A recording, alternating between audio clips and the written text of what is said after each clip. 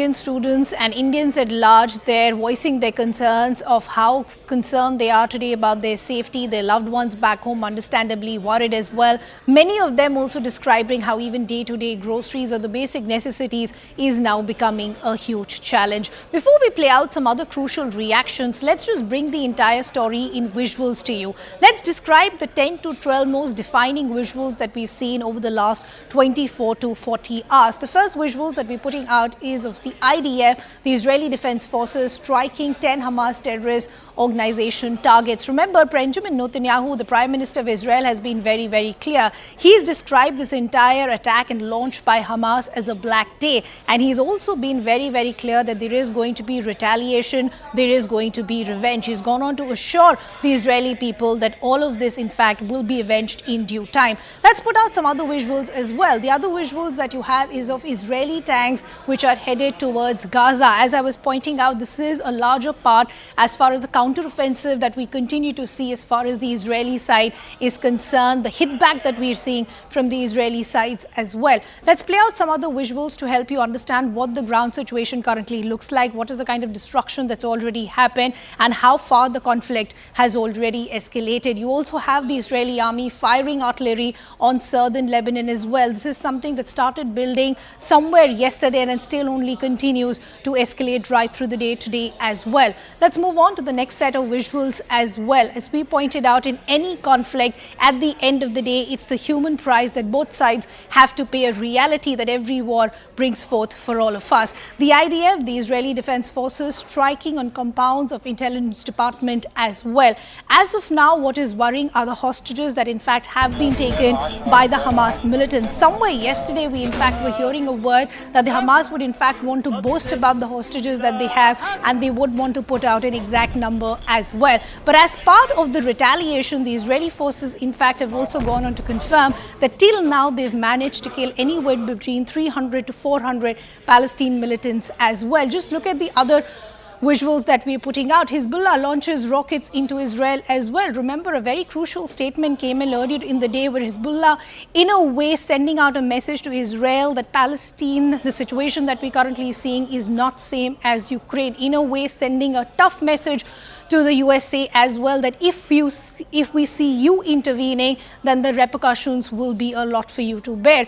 Again, let's talk about the retaliation that we're seeing as far as the Israeli side is concerned. The IDF continues with the retaliation, striking Hezbollah terrorist infrastructure as well.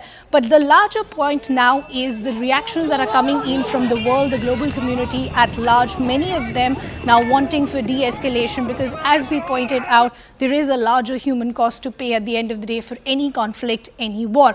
The IDF also striking Hezbollah terrorist infrastructure. This is exactly the visual that we just played out. As we're pointing out, the word that's coming in from the Israeli authorities is that there is going to be retaliation, and they are going to avenge not just the hostages but the deaths that we're seeing as well.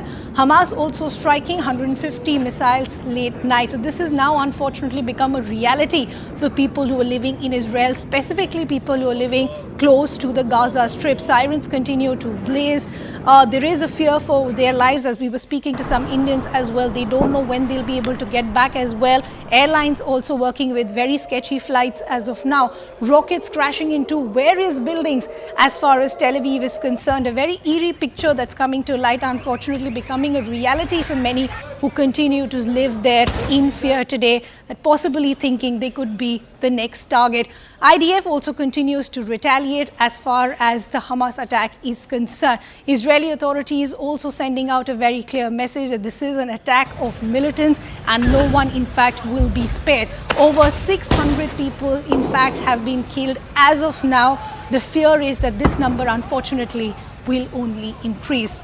Before we bring in our colleagues, we're also getting in some voices coming in as far as the global community is coming. But first, let's bring in a guest who in fact is now joining us live on the broadcast. We have David Laika, Israeli national, joining us live in fact from Kasol in Himachal Pradesh. David, thank you so much for taking out the time and joining us here on CNN News 18. Could you just help us understand, when did you in fact come to India? When was the last time that you were in Israel? I'm actually part of a big trip, but I came to India on the 28th of August. I started in Mumbai for 2 weeks of an Israeli organization called Heroes for Life. We were volunteering in a school in Mumbai. Okay, so it's been a while since you came back to India, is what you're pointing out. How do you see the kind of current situation that's playing out in Israel? I'm guessing you must be still having friends or other loved ones back in Israel as of now? Yes, the situation is really, really bad. We are like 50 people, I think, in Kasol, Israeli people. We just on the news all day in the restaurants. We can't get out of it. A lot of loved ones are killed. A lot of loved ones are on the border fighting. David, what are your Um, family and I friends just telling you? found What? out this Yeah. morning. Yeah, please go ahead. What? Can you repeat this? I was Can just you repeat this? essentially trying to understand what are your family members, loved ones, friends telling you? What is the ground situation currently like in Israel? What have they been able to communicate to you over the phone line?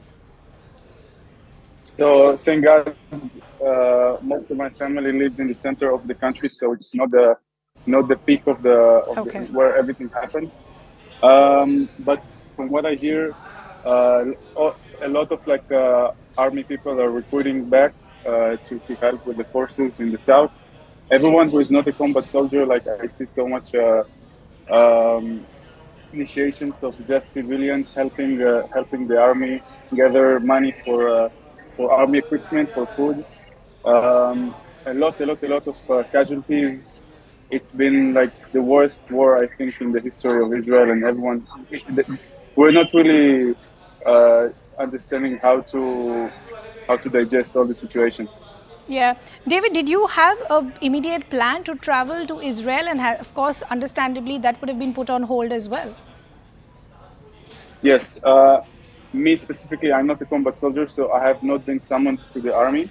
I've been in the intelligence, but I know I have friends here which are combat soldiers, which were summoned to Israel. They're really trying to get back. Flights are really problematic as Yeah. all the foreign airlines are canceling flights to Israel, understandably. The only airlines operating flights to Israel are Israeli airlines, which sadly are not operating flights directly from India. So I know friends trying to get back to Israel from Ethiopia, from the Emirates, from Europe. You know, it costs a lot of money to do such connections, but they do everything to get back to with their friends to fight on the border.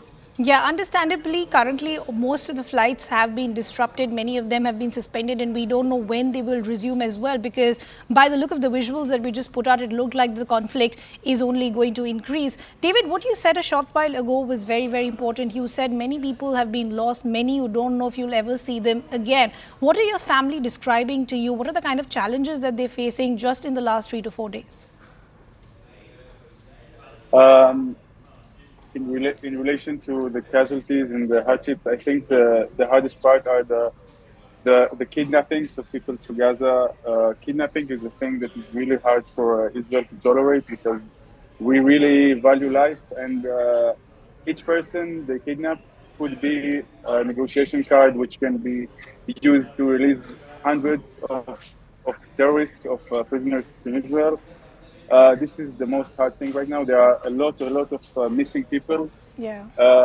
and you see families on the news really like they're desperate. You know, in some sense, being finding out your relative is dead is better than being kidnapped because you know when you know a relative of yours is kidnapped, it can be a torture. It can take so much time until Yeah. you realize what's happening. Yeah. David, the I'm sorry, Israeli. I have a call. Wait, yeah, I'm Yeah. waiting. Yeah, David, the Israeli authorities have gone on to say that they will be revenge. We're already seeing the retaliation. What would your message be to the Israeli authorities as of now to ensure that peace can become a normal factor for people living in Israel once again? Can you repeat the question, please? I said the Israeli authorities are already working with retaliation. The Prime Minister has also gone on to reassure the people that they will avenge all the deaths, the hostages that have been taken. What would you want to ask from the Israeli authorities as of now? What I would like to ask is a difficult question. I would like to just end this conflict as quickly as possible with as much less casualties as possible from our side, just like finish it as quickly as possible. I know they are just sending a lot of soldiers to the ground. I hope they'll just all of them will come back in one piece and keep the casualties to minimum. Okay, David, we really appreciate you joining us in this tough time. He is also hoping that all your family members and friends do continue to remain safe. So multiple voices that continue to come in to help us understand what the ground situation and what is the reality for people in Israel currently. Let's move